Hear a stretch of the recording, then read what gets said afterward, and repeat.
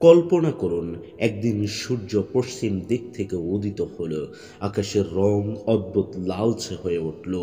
মানুষ আতঙ্কিত হয়ে দৌড়াচ্ছে, চারদিকে হাহাকার।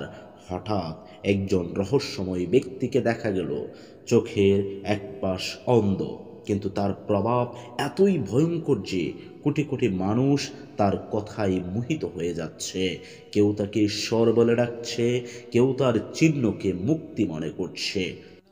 আর সেই হচ্ছে দাজ্জাল, যার আগমন হবে কিয়ামতের সবচেয়ে ভয়াবহ ফিতনা। প্রিয় পাঠক, দাজ্জালের নাম শুনলেই মনের ভেতর এক ধরনের ভয় আর কৌতূহল জাগে, কেননা তিনি সাধারণ কোনো প্রতারক নন। দাজ্জালের ফিতনা এত প্রবল যে নবী করিম সাল্লাল্লাহু আলাইহি ওয়াসাল্লাম পর্যন্ত উম্মতকে সবচেয়ে বেশি তার ভয় দেখিয়েছেন। তাই আজ আমরা আলোচনা করব দাজ্জালের আগমন, তার প্রতারণা, ভয়াবহতা এবং বেঁচে থাকার উপায় নিয়ে।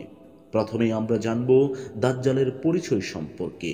দাজ্জাল শব্দটি এসেছে আরবি দাজ্জালা থেকে, যার অর্থ প্রতারণা বা ধোঁকা দেওয়া। অর্থাৎ দাজ্জাল হবে এক বিশাল প্রতারক। তিনি এক চোখা হবেন, এক চোখ পুরোপুরি তার অন্ধ থাকবে। তবে আল্লাহ তার কপালে স্পষ্টভাবে কাফির লিখে দেবেন, যা মমিনরা দেখেই চিনে ফেলতে পারবে। তিনি হঠাৎ পৃথিবীতে আবির্ভূত হবেন এবং নিজেকে প্রভু বা ঈশ্বর বলে দাবি করবেন। তার লক্ষ্য হবে মানুষকে ঈমান থেকে বিচ্যুত করা এবং আল্লাহর পরিবর্তে তাকে উপাসনা করতে বাধ্য করা। দাজ্জালের শক্তি এবং প্রতারণা কেমন হবে? দাজ্জালের ফিতনার ভয়াবহতা বোঝা যায় এভাবে।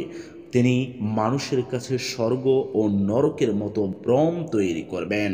তার কাছে যা স্বর্গ মনে হবে, আসলেই সেটিই হবে আসল নরক। তিনি আকাশে বৃষ্টি নামাতে এবং জমিতে ফসল ফলাতে সক্ষম হবেন, যা হবে অবশ্যই আল্লাহর ইচ্ছায়। যারা তাকে মানবে তাদেরকে ভরপুর রিজিক দেবেন, আর যারা অস্বীকার করবে তাদের এলাকা হয়ে যাবে শুকনো ও অনুর্বর। মৃত মানুষকে জীবিত করার মতো প্রতারণা দেখাবেন তিনি, যাতে মানুষ বিভ্রান্ত হয়ে যায়। এই অলৌকিক ক্ষমতা দেখে দুর্বল ঈমানের মানুষ তার ফাঁদে পড়ে যাবে। অনেক শিক্ষিত, ধনী, এমনকি সাধারণ মুসলিমও প্রতারিত হয়ে যাবে। তার আবির্ভাব কোথায় হবে সেটিকে জানেন? বিভিন্ন হাদিসে উল্লেখ আছে দাজ্জাল পূর্ব দিক থেকে আসবে। বিশেষভাবে খুরাসান অঞ্চলের দিক থেকে তার অনুসারীরা বের হবে। তার সঙ্গে থাকবে 70,000 ইহুদি, যারা বিশেষ পোশাকে তাকে অনুসরণ করবে। দাজ্জালের অনুসারীরাই বা কেমন হবে? দাজ্জালের ফিতনায় সবচেয়ে বেশি ভুগবে তিন শ্রেণীর মানুষ। এক, দুর্বল ঈমানের মুসলিম। দুই, জ্ঞানহীন সাধারণ মানুষ। তিন, দুনিয়ার মোহে থাকা অন্ধ ব্যক্তি যারা। তার অনুসারীদের মধ্যে থাকবে ইহুদি, মুনাফিক, দুর্বল মনের নারী ও যুবক। হাদিসে এসেছে নারীরা সবচেয়ে বেশি দাজ্জালের ফাঁদে পড়বে।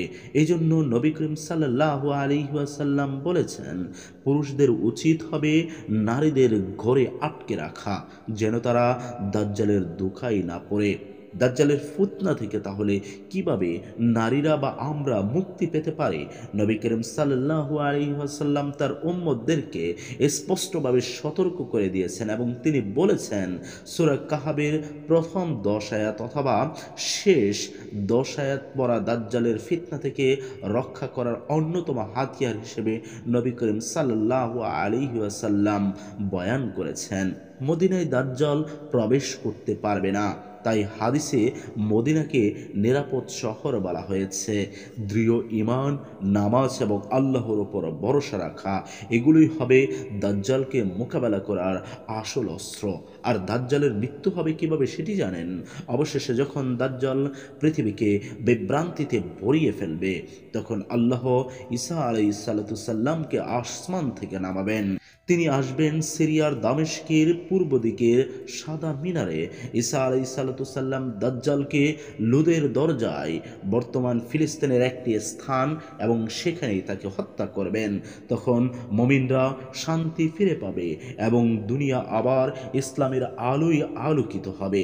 কেন দাজ্জালের ফিতনা সবচেয়ে ভয়াবহ বলা হয়েছে জানেন? কারণ দাজ্জাল মানুষের চেতনাকে নিয়ন্ত্রণ করবে। দুনিয়ার মোহ, খাওয়া দাওয়া, ধন সম্পদ, প্রযুক্তি সব কিছুর মাধ্যমে মানুষকে প্রতারণা করবে। একদিকে সে ক্ষুধার্ত মানুষের সামনে রিজিক হাজির করবে, অন্যদিকে ইমানের পরীক্ষায় ফেলে দিবে। এমনকি অনেক মুসলিম তার ফাঁদে পড়ে যাবে। শুধু শক্তিশালী ইমানদাররাই তার পরীক্ষায় টিকে থাকবে। আমাদের আজকে এই কন্টেন্টের মাধ্যমে কি শিক্ষা পেলাম? দাজ্জালের আগমন এখনো হয়নি, তবে তার ফিতনার পূর্বাভাস আমরা প্রতিদিনই অনুভব করছি। মিথ্যা খবর, ভুয়া নেতা, প্রযুক্তির ভ্রম, দুনিয়ার প্রতি অতি আসক্তি সবই দাজ্জালের ভূমিকা প্রস্তুত করছে। আজ আমরা যদি কোরআন ও সুন্নাহর জ্ঞান না রাখি, কাল দাজ্জালের মায়াজালে ধরা পড়া খুব সহজই হয়ে উঠবে। দাজ্জাল শুধু একটি ঐতিহাসিক কাহিনী নয়, বরং মানবতার সবচেয়ে বড় পরীক্ষা। তার আগমন হবে কিয়ামতের নির্দেশনগুলোর মধ্যে ভয়ঙ্করতম। তবে যে ব্যক্তি কোরআন ও সুন্নাহকে আঁকড়ে ধরবে, আল্লাহর ওপর ভরসা করবে, সে দাজ্জালের ফাঁদ থেকে বেঁচে ফিরবে। তাই আমাদের উচিত আজ থেকেই ঈমানকে মজবুত করা, নামাজে স্থির থাকা, কোরআনের শিক্ষা গ্রহণ করা এবং সূরা কাহাফ পড়ার অভ্যাস তৈরি করা। কেননা কাল হয়তো পৃথিবী সত্যি সেই ভয়াবহ দৃশ্যের সাক্ষী হয়ে যাবে, আর তখন শুধু শক্তিশালী ঈমানই আমাদেরকে রক্ষা করতে পারবে।